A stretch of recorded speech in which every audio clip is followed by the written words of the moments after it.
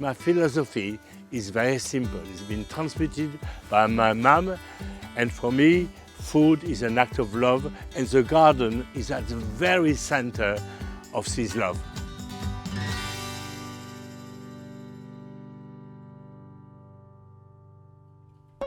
In this episode, we will celebrate beetroot, and there are hundreds of varieties, but wait until they grow bulby and sweet, and they will show all their character.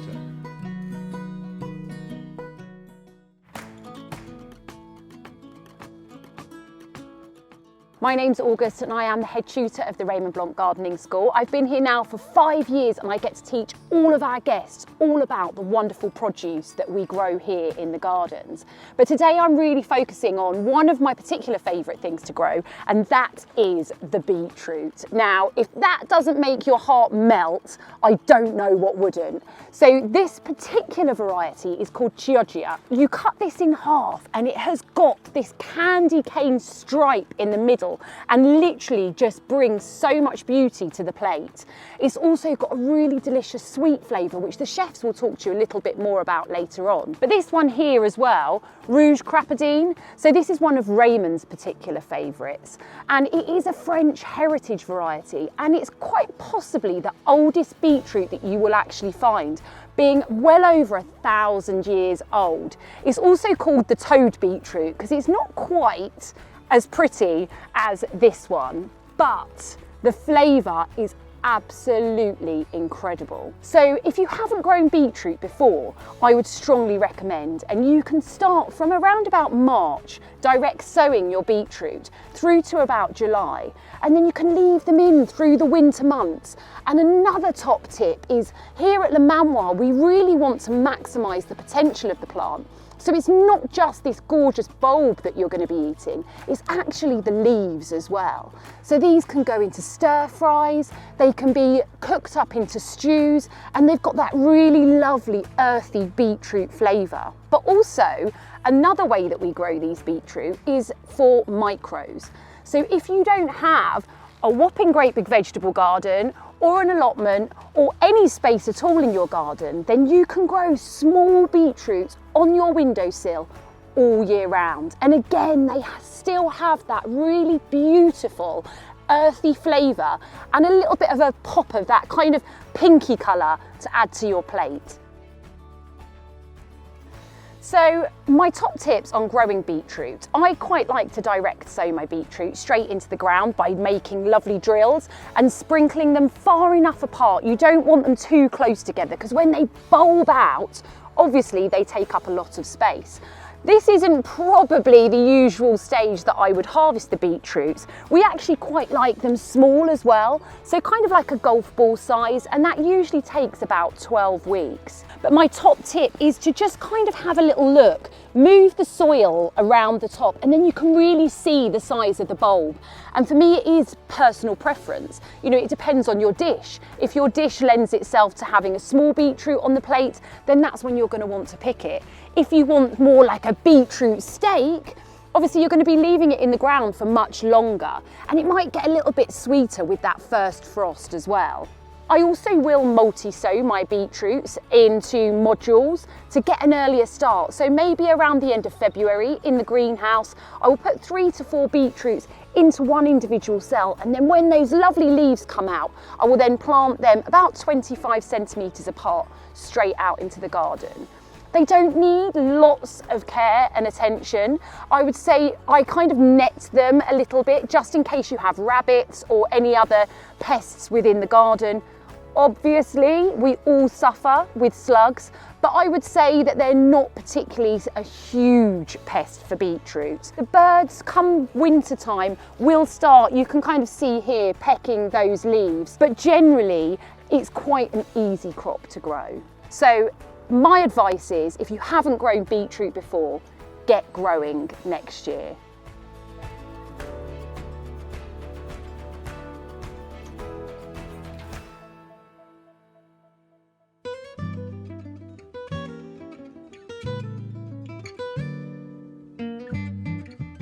I'm Becca. I'm Senior Tutor based here at the Raymond Blanc Cookery School at Le Manoir, Quat'Saisons.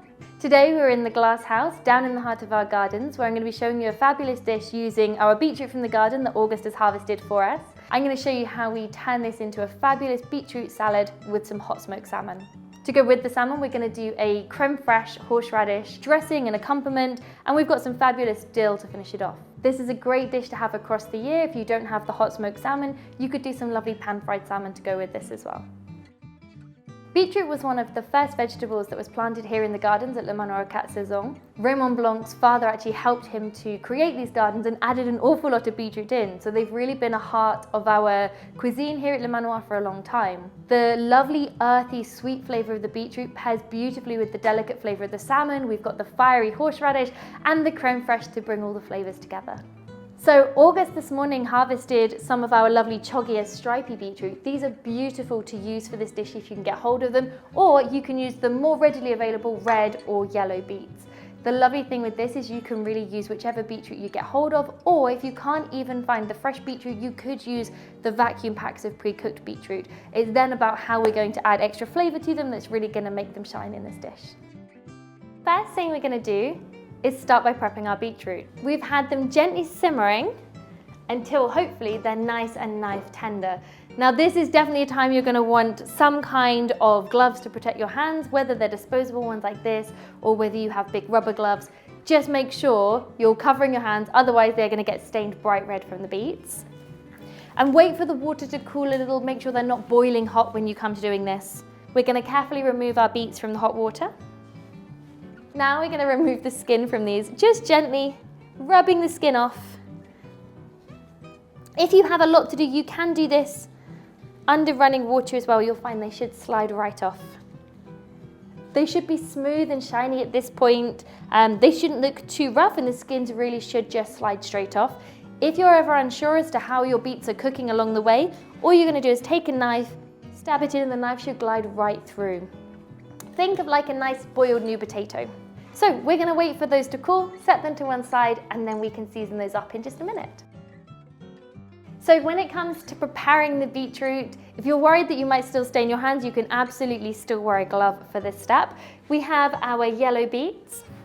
All we're going to do is cut them into wedges. Sometimes I find on beets you do get a little bit of a fibrous core, so just cut that out. And you're going to do this with as many beetroots as you would like.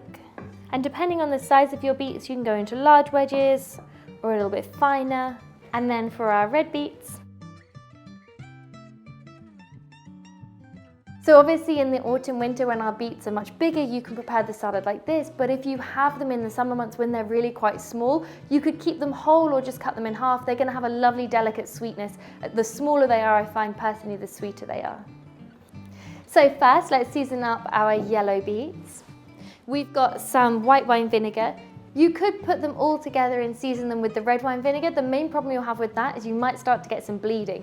So especially if you're doing this for a dinner party or for a larger meal and you're doing large quantities, I would always suggest keep them separate so you don't get any colour bleeding between them. We're going to go with a little sprinkle of our white wine vinegar. This is from the company Forum. It's a Chardonnay white wine vinegar, but find one that you like and it should have a good sweetness to the vinegar. We then have our extra virgin olive oil. Remember, with extra virgin olive oils, make sure it's one you really like. It should be adding a fabulous flavour to your dish. We're going to pop a little sprinkle of that, as well, of course, as some salt and pepper. For our salt today, we're using a Maldon sea salt. A little bit of that. And some pepper. So we'll give that a good stir. Make sure they're well seasoned. Leave it for a little while and then don't forget, taste it. Make sure you try it along the way. You can happily prepare this a day or two in advance. As long as you then keep them in the fridge and maybe a nice airtight container, they'll be absolutely fine. So then we have our red beets. For these, we're going to use either a red wine vinegar or a balsamic vinegar. So we have here a Cabernet Sauvignon vinegar. We're going to put a little splash of that on. The main reason I wouldn't necessarily put a balsamic vinegar on a yellow or white beetroot is they'll start to add a little colour. With a red beetroot, it's going to be perfect. It's going to work beautifully with their sweetness. So we also have an aged balsamic vinegar. This is from the company Belle Azur. It's an aged balsamic. They age it in barrels to really intensify its flavour. Rather than buying balsamic glaze, always make sure that what you're buying really is a good quality balsamic vinegar. It should be naturally thickened in barrels to get that lovely intensity. Then we have a little olive oil again, and again the extra virgin olive oil, and of course some salt and pepper to taste.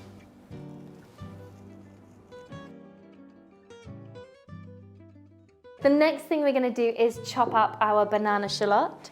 Like I was saying, these are a nice, sweet, delicate allium, but you could use white onion or red onion if you have it. And we're just going to slice in towards the root, so we end up with a nice fine dice.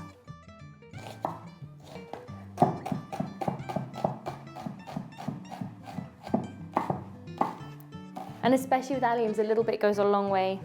If you're preparing this a long time in advance, you can put your allium, whether it's your onion or shallot, into some iced water to take out some of that harshness. And then we're going to add just a little bit of this to both of our bowls of beetroot. So we have some for our red and some going on to our yellow beets as well.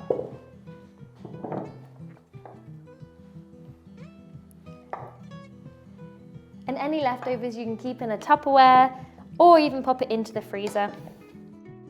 So the next thing we're going to make is going to be the horseradish creme fraiche. So we have our full fat creme fraiche and of course a fabulous fresh horseradish root. If you can't get hold of this though, you could use a really high quality horseradish already creamed in a jar ready to go. All we're going to do is grate our fresh horseradish in. And now for this you want to use a really nice fine grater. We want a super fine grating of the horseradish, otherwise it's quite tough to chew on. It's quite a fibrous root. And then give that a good stir in. And then we're going to season this with a little lemon and cayenne pepper.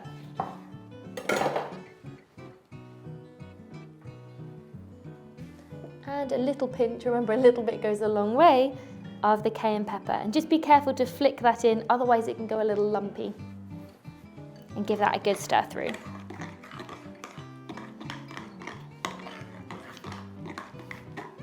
So that's it, delicious horseradish. It's got a nice fiery kick, you've got that lovely acidity and a little hint of fieriness from the cayenne pepper running through there. If you don't have creme fraiche, you could use a sour cream or a really good quality super thick Greek yogurt, but ideally French creme fraiche, if you can get it, is always going to be the best. Again, you can prepare that easily earlier that day or the day before. Just remember, keep it in the fridge because it is a dairy product. Then we have our salmon. Now for the salmon today, we are using a lovely hot smoked salmon, but this could be a lovely piece of pan-fried salmon, or of course some smoked mackerel would be delicious in this dish too. We would always suggest you go for organic farmed salmon where possible, as wild stocks in the UK are really very limited. For the salmon, all we're going to do is take it and gently flake it apart. Remember, we don't want to mash it, so just carefully pull the salmon pieces and you'll get these beautiful big flecks of that fabulous hot smoked salmon. Peeling off the skin and breaking it into nice bite-sized chunks. If you're not a fan of smoked fish, pan-fried would be delicious. So there we have our salmon ready to use. Now it's time to build our dish. So we have our beautiful plate. We have our seasoned, beautiful red beets from the garden. And this is a beautiful dish. As part of a big banquet, you can serve this in the middle of the table, let everyone help themselves. And then of course we have our yellow beets as well. Time for a quick taste though. They're sweet, earthy, and you've got that little shallot running through there, delicious.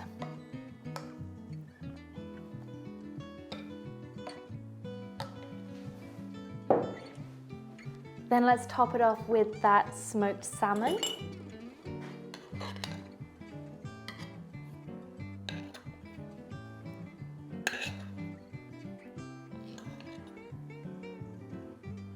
And of course, our horseradish creme fraiche.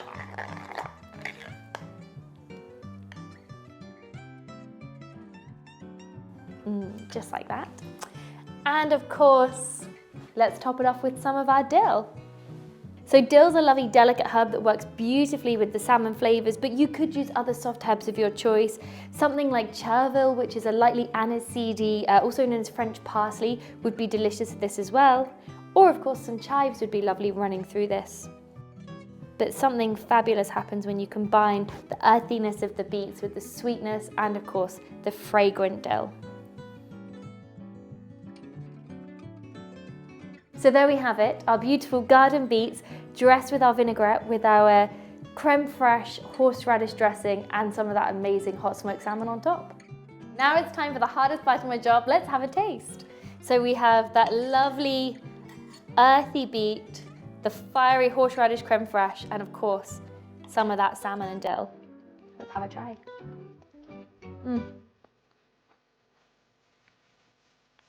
One of my favourite combinations. So delicious.